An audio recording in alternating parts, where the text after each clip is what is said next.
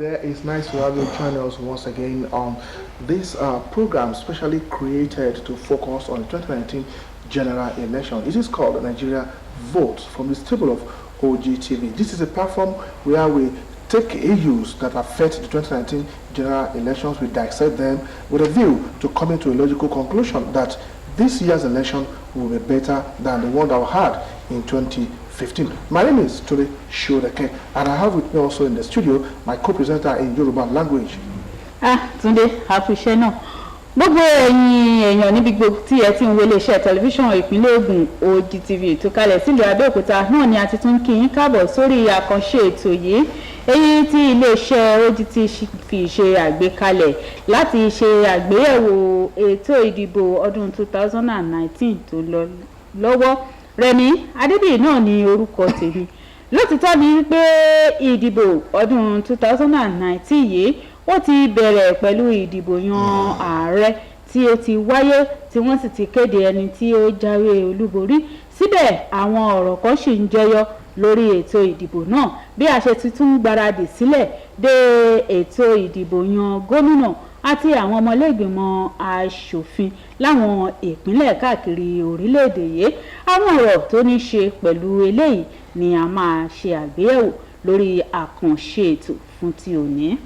All right, thank you, Renee. On today's edition of the program, we shall be taking a look at some salient key issues that have unfolded in the last 24 hours or thereabout. Of course, we are aware that INEC has said that it's going to conduct a supplementary National Assembly elections come March 9, and that is the day already dedicated for gubernatorial and state assembly elections nationwide, except in few states where they will not be voting. For instance, in Southwest states, Southwest region, Ondo, Ekiti, and Osho will not be participating in the gubernatorial elections, but for the state assembly election, those states will also be participating. And of course, again, we'll be looking at the issue of card reader. Nigerians have urged INEC, that is the election on power, to take a critical look at this all-important instrument that will be deployed for that election, that they must function effectively and also ensure that all voters that will be accredited that day will go through this card reader mechanism for us to have more transparent, credible, free and fair elections. All right. Yes, and apart from that also, we'll also be looking at some issues concerning APC and PDP. So these are the issues that we'll be taking a look at on today's edition of the program. And so that's why we have brought in a guest into the studio that will be analyzing these issues with us together so that we can better be informed as to what are happening concerning the 2019 general election. So I have with me in the studio engineer Tajudeen Olori. Engineer Olori, welcome to the program. Thank you very much. All right. Èmi náà fi àkókò yìí mo fi kí àlejò wa ní orí ètò onímọ̀ ẹ̀rọ Tajudeen Olori wípé ẹ káàbọ̀ sórí àkànṣe ètò yìí. Ẹ ṣé púpọ̀. Bí a ti ń wò ó tí ètò ìdìbò yan ààrẹ àti ilé ìgbìmọ̀ aṣòfin àpapọ̀ ilé wa tó ti kọjá ní ọjọ́ 23 oṣù kejì ọdún tí a wà yìí. Oríṣiríṣi nǹkan ni ó jẹyọ lásìkò ìdìbò yìí. Eléyìí mú kí àjọ elétò ìdìbò àpapọ̀ ilé wa kí wọ́n tún gbé ìgbésẹ̀ pé àwọn ibi tí lótìtọ́ àti lódodo àjọ yìí ti kéde pé ààrẹ Muhammadu Buhari látinú ẹgbẹ́ òṣèlú APC àwọn ni wọ́n jáwé olúborí. Síbẹ̀ àwọn ibì kan wà tí èsì ìdìbò wọn tí àti rí gbọ́ nítorí pé kùdìẹ̀kùdìẹ̀ wáyé bóyá níbòmíì rògbòdìyàn ṣẹlẹ̀ àbí bòmíì wọn ti gbà kí wọ́n lo ẹ̀rọ tó yẹ kí wọ́n fi dìbò níbẹ̀. Eléyìí yóò jẹ́ kí wọ́n ní èsì ìdìbò láti rú àwọn agbègbè bẹ́ẹ̀ tí a lè rí bí ìpínlẹ̀ Èkó, ìpínlẹ̀ Rivers àti ibòmíì bẹ́ẹ̀. Àjọ elétò ìdìbò àpapọ̀ ilẹ̀ wa ti wá sọ wípé ní ọjọ́ 9 oṣù kẹta tá a fẹ́ ṣe ètò ìdìbò sí gómìnà àti ti ilé ìgbìmọ̀ aṣòfin ìpínlẹ̀ pé àwọn agbègbè tí kùdìẹ̀kùdìẹ̀ wà yìí pé wọ́n máa ṣe ìbò lórí àwọn ibi tí ó yẹ kí wọ́n ti gbé èsì ìbò káàtì rè. Eléyìí kí ni ẹrẹ́ sírú ìgbésẹ̀ bẹ́ẹ̀? Ẹ̀rí pé wọ́n ti kéde pé ẹnìkan ló jáwé olúborí. Ẹ ṣé púpọ̀. Ṣé rí ó máa ṣe àwọn olùgbọ́ wa ní àǹfààní tí a bá ṣàlàyé bí ọ̀rọ̀ yìí ṣe jẹ́. Lóòótọ́ bá ẹ ṣe sọ, wọ́n ti kéde pé ààrẹ Muhammadu Buhari àwọn ni wọ́n borí ìbò. Àwọn ìbò tó ti lọ sẹ́yìn ó ti fi ẹ̀kọ́ kọ́ wa lóríṣiríṣi nípa wípé tá a bá wo àwọn ìbò àbí àwọn ibi tí wọ́n ti fagilé àwọn ìbò wọn tàbí àwọn ìbò tó jẹ́ pé wọ́n sọ pé eléyìí o kò dáa tó, táwa rò pọ̀ tá a rí pé eléyìí tí ẹnìkan tó ti fi borí ó ju gbogbo àwọn yẹn lọ.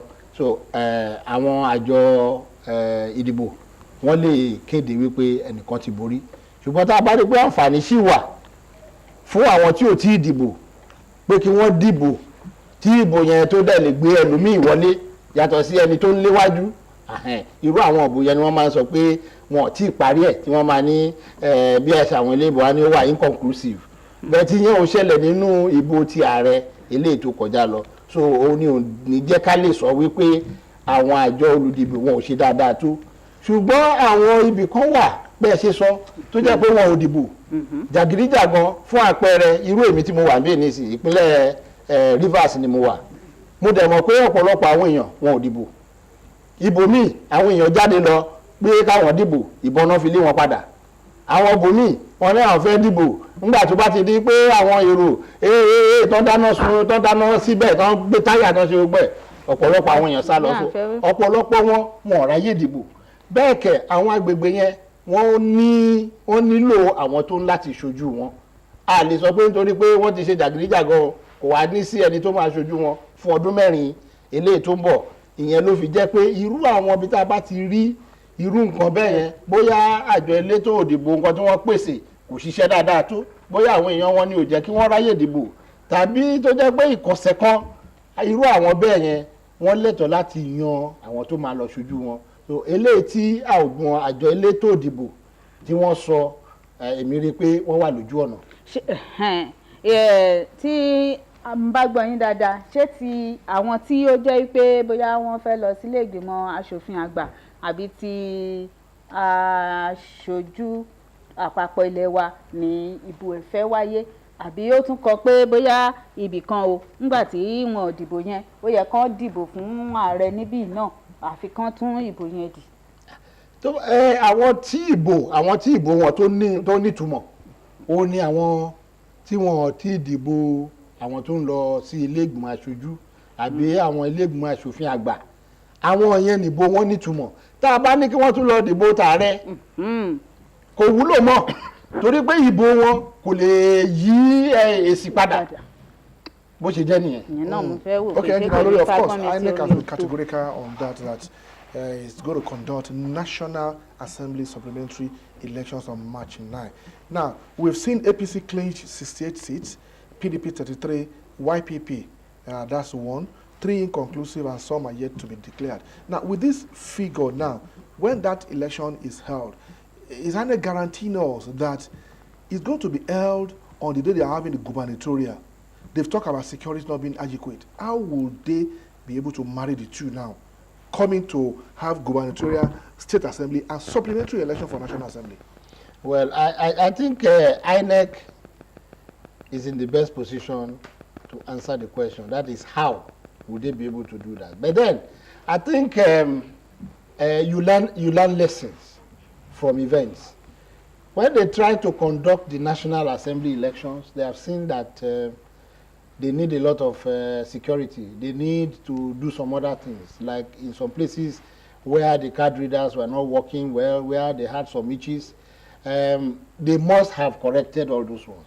But with regards to security, you see, the other time President Muhammadu Buhari was talking about shooting the ballot box snatchers.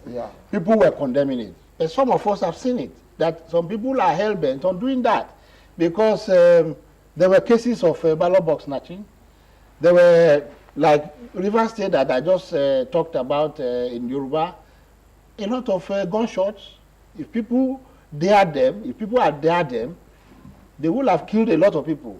So I believe that INEC must have beefed up security to the extent that people's lives will be guaranteed and peace will be guaranteed. So if they do that, I don't see any reason why we cannot do it, because when you look at the results of the election that has been concluded, or the ones that have been conducted in the presidential election, you will see that our electorates are more enlightened now. They will vote for Party A in presidential election and vote for Party B in senatorial election, vote for Party C in House of Reps election. So our electorates are getting more enlightened. And for what we have seen, I don't see the problem with the electorates. We have gone beyond those times that, okay, I want to vote for party with a stone symbol. So everything I vote for party symbol, for that party symbol. People are now aware of who do I want to put into office. So it shouldn't be a problem. Okay, more worrisome in those areas where they're going to have supplementary elections for National Assembly, because the security people were overwhelmed. And from all indications, and going by the Electoral Act 2010 as amended, security agencies like police are not permitted to come with arms to the polling unit. Now, this happened last Saturday, and if we are going to have a supplementary election, gubernatorial, are you of the opinion that we should begin to look at security personnel coming to the polling unit with arms so that they could curtail excesses of these hoodlums? You know, the fear of people is that maybe the security agencies will be biased. And some people are even saying that there is no need for policemen. Now they have seen what has happened. In those areas, I don't think it's only the policemen that are needed. Because when you look at the riverine areas, they know that the police can never be effective in those areas. So you need, in some areas, you need some naval officers to be involved. Because where people come out with guns to kill people, you don't expect people to come out. If people are not guaranteed security, they will not come. So if we are saying that there is no need for security agencies and there is no need to carry firearms, I don't think we have matured to that level in this country. We have to just face the reality that there are peculiarities in Nigeria.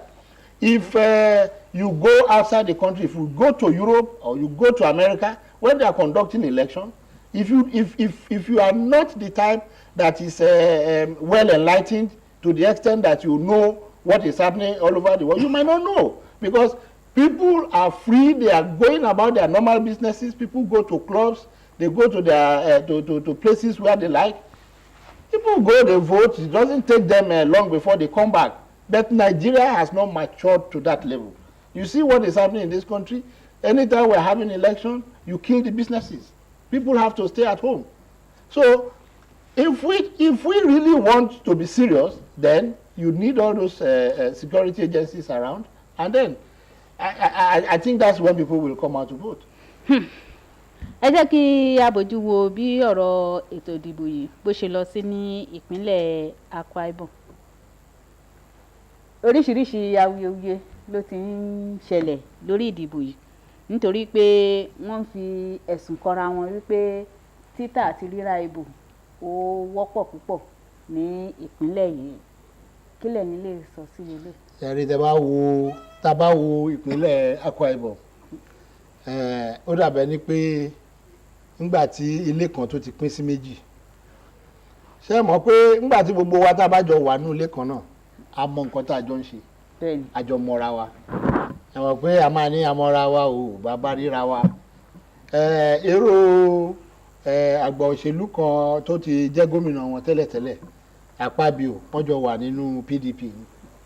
Ìbò eléyìí tó lọ tẹ́lẹ̀ tí a fi gbé ààrẹ àná,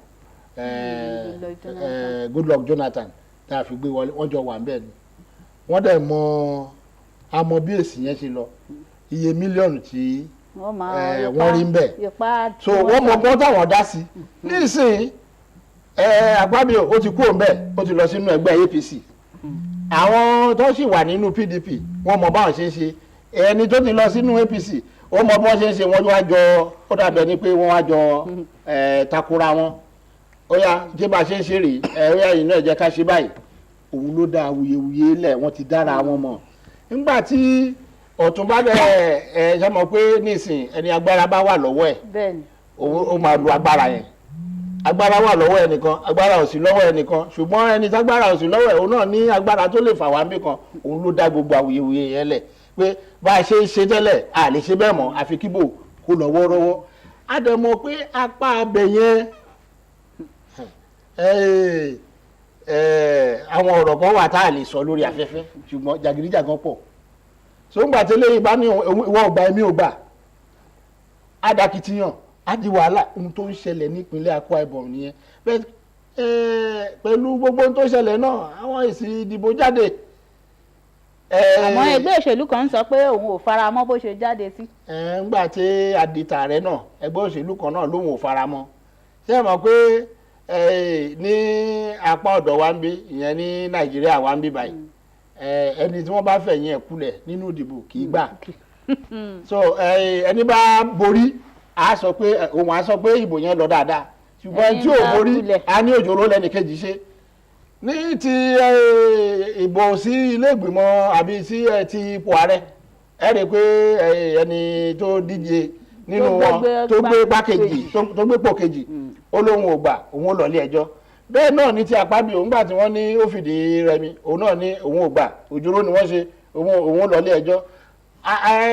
Ìgbà wo la wá fẹ́ dàgbà débi pé tí a bá rí àbájáde èsì ìdìbò à gbà pé bó ṣe wá yìí o ó ti wá ó ti lọ bẹ́ẹ̀. Mo mọ̀ pé eléyìí tí mo fẹ́ sọ ọ̀pọ̀lọpọ̀ àwọn èèyàn ò ní gbà ṣùgbọ́n bó ṣe wà láti ilẹ̀ wá nìyẹn. Ó dàbẹ́ nígbà tí ẹ̀ ń dàgbàsókè díẹ̀díẹ̀ sí nísìn. Ayé ìgbà kan wọ́n máa sọ ni pé tó bá ti jẹ́ pé ẹgbẹ́ báyìí ló fẹ́ dìbò fún má débí. Ayé ìgbà táwa wà ní kékeré mo rántí ìgbà kan tá a lọ sí yídì a lọ kírun ọdún iléyá kọ́ńkọ́ lọ́rùn báyìí ni bàbá mi gbé mi kúrò ní ibi tá a ti lọ kírun nítorí ọ̀rọ̀ òṣèlú tí jàgídíjàgan ò yẹ kó ṣẹlẹ̀ nípa ọ̀rọ̀ ìdìbò ṣùgbọ́n àwọn èèyàn wa òṣèlú ẹ̀tanú òun là ń ṣe nígbà tá a bá dẹ̀ tí ì fi òṣèlú ẹ̀tanú sílẹ̀ àti lè dàgbà débẹ̀ yẹn. Ọ̀pọ̀lọpọ̀ àwọn tí wọ́n ń lọ dìbò ẹ rí i pé ọ̀pọ̀lọpọ̀ àwọn tó ń tẹ̀lé wọn àwọn jàgídíjàgan tí ò yé àwọn tí wọn ò níṣẹ́ ló ń tẹ̀lé wọn. So ó dẹ̀ ṣeé ṣe fún wọn láti sọ pé ibi tí mo fẹ́ kẹ́ ẹ lọ rèé nílùú wa tá a wà yìí àwọn kan wà tó jẹ́ pé nítorí 5,000 ẹgbẹ̀rún 5 wọ́n lè pààyàn. Ọ̀pọ̀lọpọ̀ àwọn olóṣèlú lówó dẹ̀ wà lọ́wọ́ ẹ̀ wọ́n á wá kó àwọn èèyàn jọ ó yá ẹ lọ dabẹ̀ yẹn rú ó yá ẹ lọ ṣe kinní báyìí. Nígbà tí a bá sì ń fààyè gba jàgídíjàgan kò lè rọ. Kí ló dé tá a ṣe ń sọ pé mọ́tò ò gbọ́dọ̀ rìn? Kí ló dé tá a ṣe ń sọ pé àwọn èèyàn ò gbọ́dọ̀ lọ sí ibi ìtajà wọn nítorí tá a bá fẹ́ dìbò? Nítorí pé wọ́n ti mọ̀ pé àwọn kan á ṣàṣe jàgídíjàgan náà ni. Okay, engineer. Okay, thank you very much. Let's take a look at another critical area of this electoral process, which we brought in 2015. That's the issue of card reader, and it was also deployed during the 2019 general election, the first leg that we had last Saturday. Of course, we are going to have the second leg by March 9. Now, INEC, the election umpire, assured not only Nigeria, even the international community, that card reader will be used in all the 119,973 polling units to elect the president and other elections that were conducted on that day. But reports from the field shows that the card reader did not function maximally. So with this issue now, we're approaching another election which is more closer to people. When you talk about gubernatorial and state assembly election, how do you want to advise? How do you want INEC to go about this issue of smart card reader being effective during this election? Yeah, but my advice to INEC would be that they must have learned from the last election. We are talking about the use of technology. And when you are using technology, technology can fail you at any time. Okay. I remember the time that they were having the election of Obama. At the initial stage, his party complained that most of those people that are going to vote, the thing was going to the other party by default. But that thing was corrected immediately. And so you didn't have much complaint. Okay. In Nigeria, if there is no sinister motive, if it is not deliberate, if you have a fault, you should be able to correct it, because at the end of every process, it's expected that you carry out what I will call after action review. And then you see where you have some difficulties. Why did we have this? And then we put some measures in place to make sure that that same mistake does not repeat itself. So I will advise INEC to have made sure that the problems with the card readers are solved, because the next election is very, very close to people, and you can see the atmosphere is becoming charged. It's even becoming more charged than what we had for the presidential election. And this is because this thing is passionate to the people, because they know it affects them directly. So I will advise INEC to make sure that they don't fail people, because these are some of the ways to make sure that we avoid violence. Because if I get to the polling station and you say the card reader is not functioning, I cannot vote, then I become agitated, another person becomes agitated. When we are like 4 or 5 like that, then we begin to misbehave. Okay, technology relies heavily on power, electricity as power generation for it to function effectively. Now, in Nigeria, we have seen that we've not reached that level where power generation could match up with technology. So there will be disappointment here and there. We still want INEC to go ahead and use smart card readers for this all-important election, considering the fact what we witnessed on February 23, when there were loopholes, even in some states. In a state like Benue, when INEC said automatically the card reader will shut down by 10 p.m., we still had people voting till the following day, Sunday.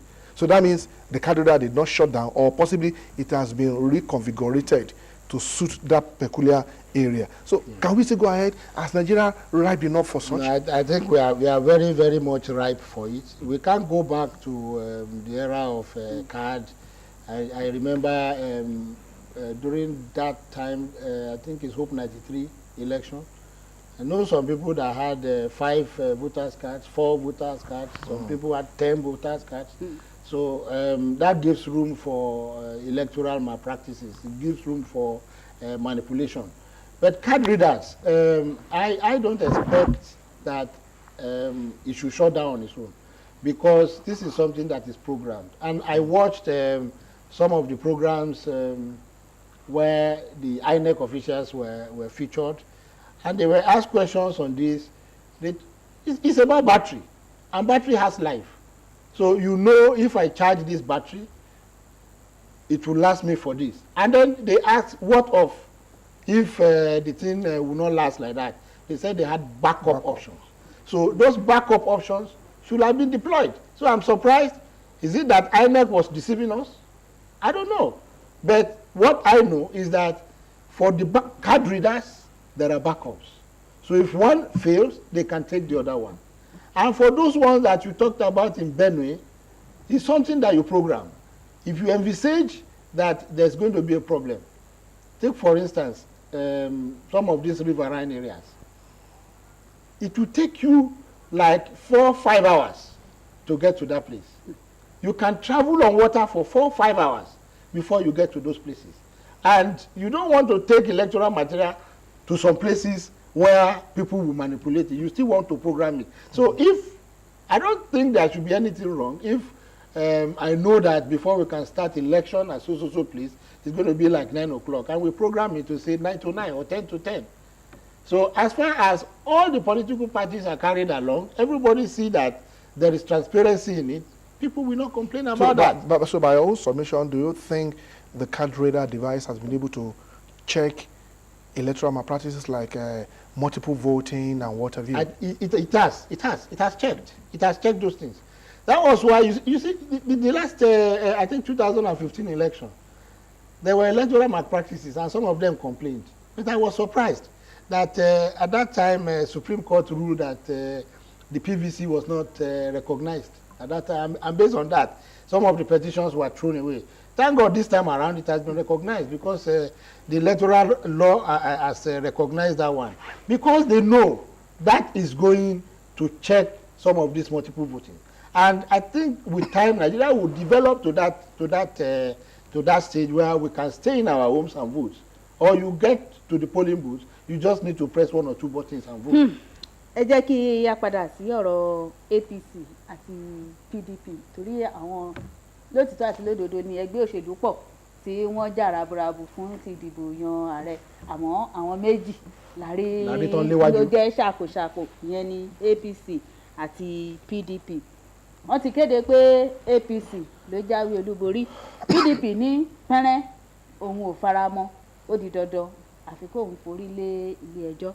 Àmọ́ ìpàdé kan ti wá wáyé láàrin ìgbìmọ̀ alálàáfíà àpapọ̀ ilé wa lábẹ́ ọ̀gágun Absalam pẹ̀lú ẹni tó jẹ́ ààrẹ, ẹni tó díje fúnpò ààrẹ, igbákejì àti olórí ilé ìgbìmọ̀ aṣòfin àgbà nílẹ̀ wa àtàwọn míì bẹ́ẹ̀. Ìpàdé yìí ti wáyé lójú tìyín, ǹjẹ́ ìpàdé yìí ó ṣeé ṣe kó so èso rere? Ẹ mọ̀ pé nígbà táwa ń dàgbà ń gbọ́ táwọn bàbá wa ní bó rí nù mí bó rójú mi àbí báwọn náà ṣe ń kọ́ wá ní dẹ̀mọ́ mú wa. Ìtọ́ ń sọ ni pé ó ṣeé ṣe kó rí ojú mi báyìí kó o rò pé ẹgbẹ́ kejì ni mò ń ṣe kó dẹ̀ jẹ́ pé ẹgbẹ́ báyìí mò ń ṣe. Bẹ́ẹ̀ náà ni a lọ ṣe ìpàdé alálàáfíà. Nígbà bá ní wá fún pàdé tí n bá lọ síbẹ̀ ń tẹ́ bá sọ mo gbà, ṣùgbọ́n tí mi ò bá tẹ̀lé kí ló fẹ́ ṣẹlẹ̀? Àwọn ìgbìmọ̀ tí wọ́n kóra wọn jọ àwọn ń wá àlàáfíà, wọn ò lè ṣe kọjá wípé àgbà ìnímọ̀ràn ẹ má jà. Engineer Olori, please, I have to cut in here. You will conclude on that thought when we return from this break. Now, the program is here, Nigeria Votes, live from OGTV, where there are certain issues surrounding the 2019 general elections, particularly the first leg that has been held on Saturday, February 23rd. We'll be back after this timeout. Join us again. This is Ikolo Community, and this is Otana Community. As election time nears, politicians arrive with money. Members of Ikolo Community sell their vote, but Otana Community refuses to be settled. They vote for the candidates of their choice. I do solemnly swear that everything. After election, the Ikolo school needs repairs, but the politician has already settled them. Otana Hospital needs repairs too. Otana Community demands action and gets results. Your vote is powerful. It builds the future. Don't be settled. No sit down look. No sit down look. Make una no sit down look o.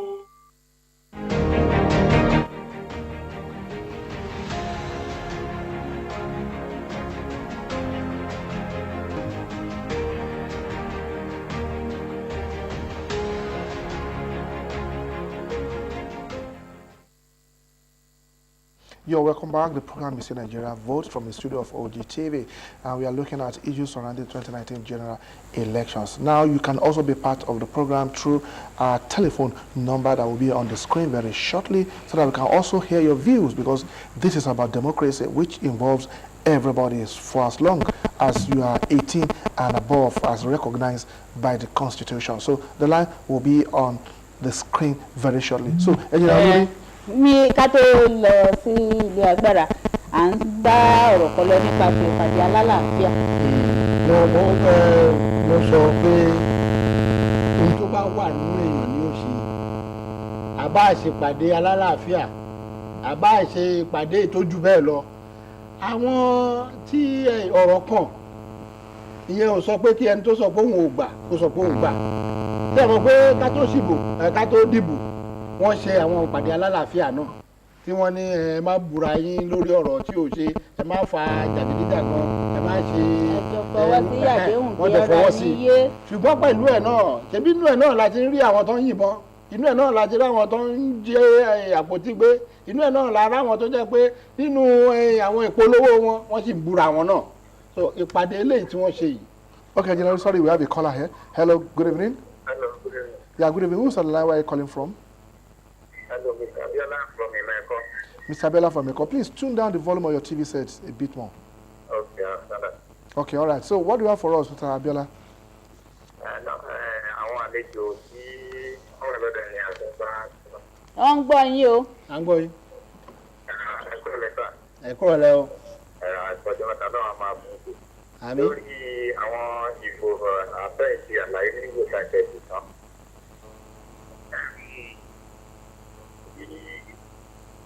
Ìbéèrè tí mo fẹ́ sílẹ̀ ni pé ẹni tí ìdí Abubakar náà ni wọ́n fẹ́ lọ sí ilé ẹjọ́. Ìjẹta ọ̀gá lọ ilé ẹjọ́ yẹn ìjẹ́ ó lè ṣe láti borí àti báwo láti INEC sí ànáùsì ètò ìdìbò pé APC ti wọlé. ṣe ó ṣeé ṣe bẹ́ẹ̀ bá lọ ilé ẹjọ́ bákan méjì òun ni à ń bá lọ sógun ó ṣeé ṣe ká borí ó sì ṣeé ṣe kí á fìdí rẹmi so eléyìí tí Alhaji Atiku Abubakar tó ní àwọn ògbà àwọn lọ ilé ẹjọ́ ó nídìí tí wọ́n fi fẹ́ lọ ilé ẹjọ́ nígbà wọn bá tẹ̀lé ilé ẹjọ́ adájọ́ á ní kí nìdí tẹ́ fi wá o wọ́n á wá mú àwọn ọ̀rọ̀ tí wọ́n á gbé sílẹ̀ pé ìdí báyìí ìdí báyìí ìdí báyìí àwọn adájọ́ ni wọ́n wá máa wo bóyá eléyìí tí wọ́n gbé wá o bóyá ó lóòrìn débi wípé kí wọ́n sọ pé ó dá ààrẹ Buhari kọ́ ló wọlé wọ́n bá dẹ̀ rí wípé kò lóòrìn tó wá ní ó dá tó bá ṣeé ṣe pé Alhaji Atiku Abubakar ni wọ́n fẹ́ dá láre wá dá láre so ó ṣeé ṣe kán jàre ó dẹ̀ ṣeé ṣe kán jẹ̀bi ọwọ́ àwọn adájọ́ ló wà ó sì wà lọ́wọ́ ẹjọ́ tí wọ́n bá gbé lọ. bẹ́ẹ̀ ni. Okay, we have another caller. This doctor. Hello, good evening. Hello, good evening. ẹ kúrò lẹ́ orúkọ yín. Orúkọ mi ni Abdulfatai Ahmed. Láti bó o. Láti Owódé Ẹ̀gbá. Ẹ jọ̀ọ́ sà ẹ̀yin gẹ́gẹ́ bí akọ̀ròyìn. Bẹ́ẹ̀ni.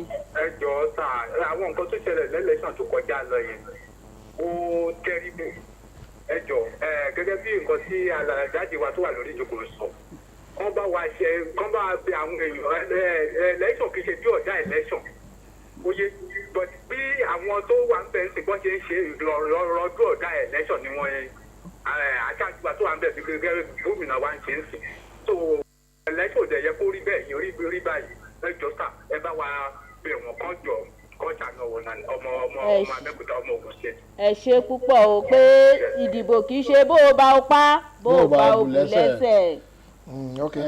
ìmọ̀ràn náà ìmọ̀ràn lágbà àwọn olóṣèlú wọ́n ní àwọn bàbá ni wọ́n ní ẹ̀bẹ̀ lábẹ́ òṣìkà pé kó tú ìlú ẹ̀ ṣe nígbà tá a bá ní a fẹ́ lọ Ẹdẹ tá a wá ba Ẹdẹ jẹ́ bá a bá padà dé láti Ẹdẹ náà lá padà sí bẹ́ẹ̀ bá dẹ̀ ti bàjẹ́ bó bá ti bàjẹ́ àti bàjẹ́ jẹ́ náà nìyẹn ìyẹn ni wọ́n fi ń sọ pé ńgbà tí idà tí ó ń ba ilé ara ẹ̀ jẹ́ ó wá lóhùn ba akọ̀ nínú jẹ́ ìyẹn ni pé tí gbogbo wa bá wò pé ìlú yìí o ìlú gbogbo wa ni àní ṣe tí ó da ìlú náà rú ẹ jẹ́ kí gbogbo wa ká tiraka wa ká rí pé ìbò yìí ó lọ ní ìrọ̀wọ́rọsẹ̀ kò sẹ́ni tó gbàdúrà pé kí òun pàdánù ẹnìkankan nú ẹbí ẹ̀ ìwọ tó jáde tó ló fẹ́ lọ pa ẹnìkan ṣó o gbàdúrà kí wọ́n pa ẹbí tiẹ̀ náà ìgbà tá a bá fi wíkà kò láfi sàn o. bó bá tiẹ̀ lóun fẹ́ pààyàn bó bá jẹ́ òun ni ọwọ́ wa bá nǹkan. Remi, you have another caller. Hello, good evening. Hello. Hello. Hello. Okay, the caller is not ready.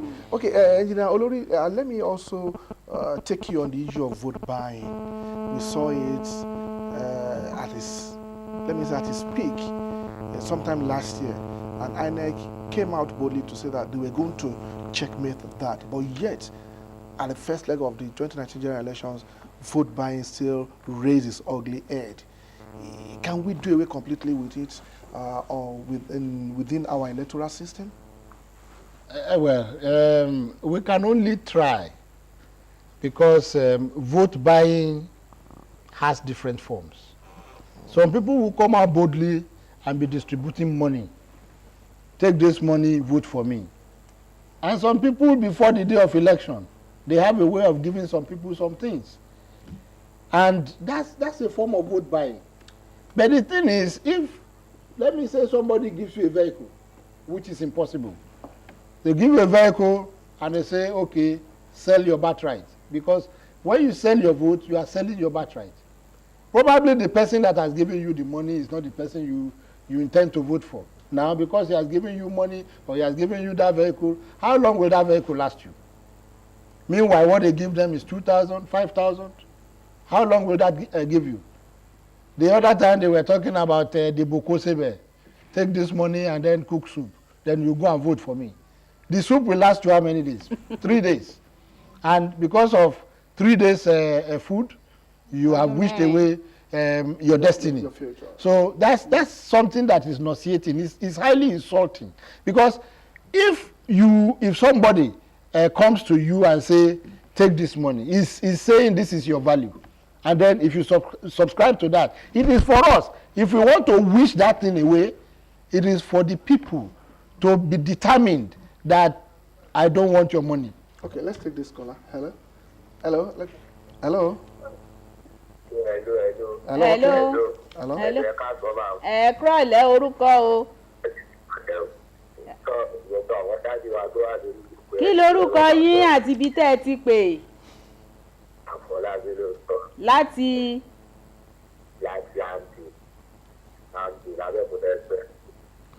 AMJ, yeah. That's in Lagos. Àgbọ̀yà ẹ ṣé o, ẹ káàbọ̀ sórí ètò. Ọmọdé àti ọwọ́ láti máa tó wà lórí gbogbo ẹ̀rọ nípa ọ̀rọ̀ ààrẹ yẹn. Wọ́n ní pé ẹni tí òun bẹ́ẹ̀ni kejì lọ sí ẹjọ́. Ṣé ó yẹ kó gbé lọ sí ẹjọ́ ni àti kó jẹ́ kó fi bẹ̀? Wọ́n fẹ́ kó tó lọ kó kẹ́jì lọ sí ẹjọ́. Ó jẹ́ ọtí ní pẹ̀lú bá ti ṣe ní ìṣèlú bá ti ṣe fi wáyé pé kàkà tẹ̀. So kò yẹ kó tó kọ́ bẹ́ẹ̀ sí ẹjọ́ síbi ẹ̀jọ́ lórí kò lè rí ìjọba ṣe. Okay. All right, thank you. Well, our brother is of the opinion that Alhaji Atiku Abubakar shouldn't approach the court. Ńṣe ló yẹ ká gbà bẹ́ẹ̀ nítorí àsìkò ẹni tá a ní ó jáwé olúborí sípò ààrẹ nígbà tó bá ń fi gbogbo ìgbà tó jẹ́ ẹjọ́ ìwọ ló wọlé ìwọ kọ́ ló wọlé ìgbà wo ló fẹ́ ráyè ṣèlú gẹ́gẹ́ bí ọ̀rọ̀ ẹni tó pè wá. Ṣé mọ̀ pé ara àwọn kùdìẹ̀kùdìẹ̀ tó wà nínú ètò ìdìbò wa náà nìyẹn. Tó bá jẹ́ níbi tí nǹkan ti dáa ni irú àwọn ẹjọ́ ó tẹ́ mi lọ́rùn kò tẹ́ mi lọ́rùn yìí ó yẹ kó parí ẹ̀ ní kó tó di pé ẹni tí a dìbò fún kó tó wọlé síbẹ̀. Àmọ́ ká kọ́kọ́ dáhùn nǹkan tí oníbèrè yẹn béèrè ẹ̀tọ́ ẹni tí ó fìdí rẹmi òun ni láti sọ pé kò tẹ́ mi lọ́rùn. Ó lẹ́tọ̀ọ́ àti gbé lọ ilé ẹjọ́ gẹ́gẹ́ bí mo ṣe sọ lẹ́ẹ̀kan ó bá gbé délé ẹjọ́ á rojọ́ ẹnu ẹ̀ tí àwọn adájọ́ bá wá gbé wò tó bá lóòrìn wọn á ló jàre tí ò bá lóòrìn wọn á ló jẹ̀bi á sì lọ jókòó sílé ẹ̀ so ẹ̀tọ́ ẹ̀ náà ló ń jà fún. Okay, now let's also look at this critical issue. Prior to the elections, a committee headed by a one-time head of state in this country, General Abdulsalam Abubakar, was able to have all the candidates sign a peace pact that there will be peace all over the federation before, during, and after the elections. Now, we saw the committee again reaching out to Atiku Abubakar yesterday, and immediately after that, they were also at the Aso Villa to also see the Vice President, Professor Yemi Osinbajo. Now, why do you think it is necessary for this committee to go around again when the candidates have actually signed a peace pact that they will maintain peace, there will not be any rancor, there will not be any violence or whatsoever before, during, and after the elections? Yes, I think I will commend that committee because what they are trying to do is to ensure peace and tranquility. They don't want violence because we can't afford to have another round of violence where there will be loss of lives and properties in this country. We will say, that's from the southwest here, we will say things are relatively peaceful, but when you go to some other parts of the country, you see them agitated. Some of them don't have that belief that the election was peaceful, because those people that went to the polling booths and could not vote, they will tell you that they don't know the kind of election you are talking about, because they could not vote. Now, the other party or the other part that has lost the election, they are saying that they have been rigged out, and this committee decided to come out to say, let us make sure that we appeal to our supporters so that we refrain from making all these inciting statements that will make some people to take to the streets and begin to unleash terror on some other people. So that's what, I think that exactly is what the committee is trying to Okay, let's achieve. take this call. Hello, good evening. Hello. Hello, good evening. Good evening. Yeah, who's on the line? Where are you calling from? It's me, I'm calling from Imeko, Ogun State. Abayomi from Imeko, Ogun State. You're welcome to the program. So what's your question or your comment? Okay. Is it possible for anybody that went through one party already and said that he has now changed to other party to go and fight for another person to win the other party? To win, in other party. Okay. Say, for example, one contest for one post in APC and won that post. He now say that they are sent to other party to campaign for another. React to that you can't be in one party and still jump to another party to rock the boat there. Is that allowed going by our electoral act? And no, I know you are not an ENEC official, but with your little knowledge about election in Nigeria, is that right? Yeah, but I think I understand what the man is trying to say, but nobody has jumped from one party to another party. The person in question is still in the party where he won the election, but he is saying that, okay, I am supporting the other party for governorship election. I think it is right. But if what he's doing is against the constitution, I know the politicians and the lawyers are waiting for the election to end, and then they will go and fight litigation. Okay, still talking about vote buying, I mean, the peace committee. Can this peace committee prevail on the first runner-up to this election, Alhaji Atiku Abubakar, not to approach the law court and allow the process to just end that way? That in a matter of another 48 months, we'll be talking of another election. That's very, very possible. You know, the same committee, maybe, I don't know the name they called the committee that time. The last election, it was Alhaji Abubakar Abdul Salam that went to the former president, Goodluck Jonathan, to prevail on him. And the man accepted defeat immediately and called President Muhammadu Buhari the winner of that election and congratulated him. So it's possible this time, if Alhaji Abubakar Atiku would listen to them, it's possible. He would just call President Muhammadu Buhari and congratulate him. It's something that can still happen. At least in order to allow peace to reign. Because we have seen a lot of foreign leaders. US has congratulated President Buhari, UK has done same, France, and we have seen a lot of African leaders also sending in their congratulatory messages on this victory. So possibly the committee is also telling this first runner-up to also tote that same line so that we can let everything just lie low. Yeah, that's what I said, that if Alhaji Abubakar will listen to them, it's possible that he will call President Muhammadu Buhari, and all this uproar, hula balu or whatever will just go down. Okay, we have another call here. Hello, good evening. Hello, good evening. Yeah, which on the line where are you calling from? Yes, I am Engineer Apolabi. I'm calling from Songo. Okay, Engineer Afolabi, you're welcome to the program. Yes. I think the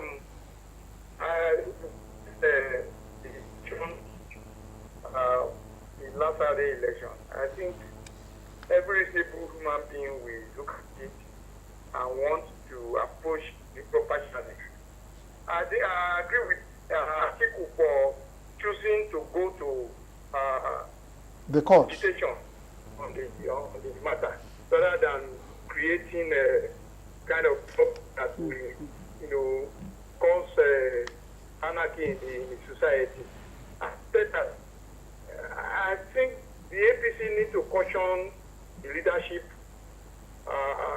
in person of Adams Oshomole. His word is so volatile, kind of igniting anarchy. They should warn him. He is a leader of a big party in Nigeria. They should warn him thoroughly to just, if he cannot talk, he should keep quiet. Because his utterances is so volatile, kind of inciting volatile. He should keep quiet if he cannot talk. It's better that way than just talking anyhow. Okay. Good evening. All right, thank you, Engineer Afolabi there, just sounding a note of warning or also cautioning our political class to learn to be magnanimous in victory. So don't just allow things to go haywire. Onímọ̀ ẹ̀rọ olórí ọjọ́ kẹsàn-án oṣù kẹta ọdún 2019 ó ti tún súnmọ́ wa àti súnmọ́. Nínú ìbò ọjọ́ kẹtàlélógún oṣù kejì tó kọjá, nǹkan tí àwọn èèyàn rí wí sí jùlọ ni ẹ̀rọ tí ó ń ṣe àyẹ̀wò káàdì olùdìbò wípé ọ̀pọ̀lọpọ̀ ibi ló ṣe jẹ́ pé ẹ̀rọ yìí ò ṣiṣẹ́ déédéé fún àwọn olùdìbò. Ọ̀pọ̀lọpọ̀ inú ìwé míì ni wọ́n ṣẹ̀ṣẹ̀ ń lọ tẹ̀ka sí.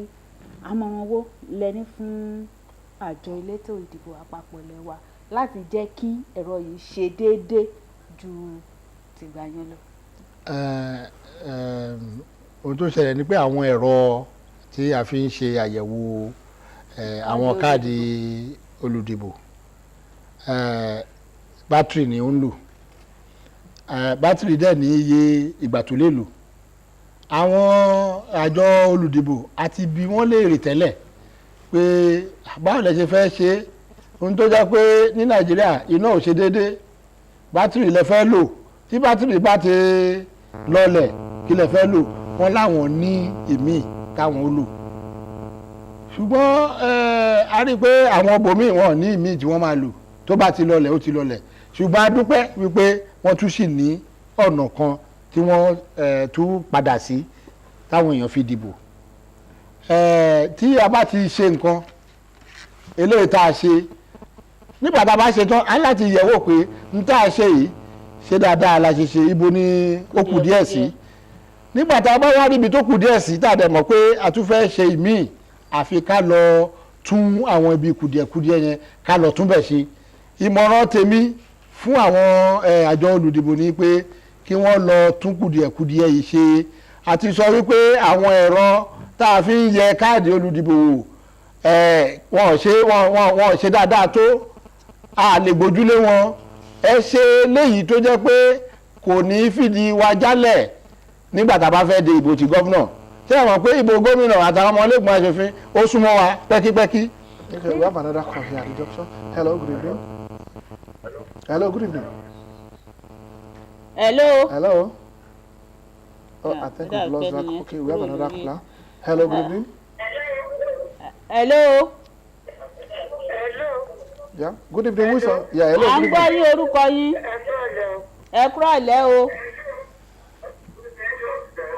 A rọ̀ yín pé kẹ́ ẹ kúrò níbi tí ẹ̀rọ tẹlifíṣàn yín bá wà tẹ́ bá fẹ́ pè wá ká lè jọ gbọ́ra wa dáadáa. Ẹni tó pè wá ẹ tún láǹfààní láti pè padà tẹ́ bá ti kúrò níbi tẹ́rọ tẹlifíṣàn yín wà.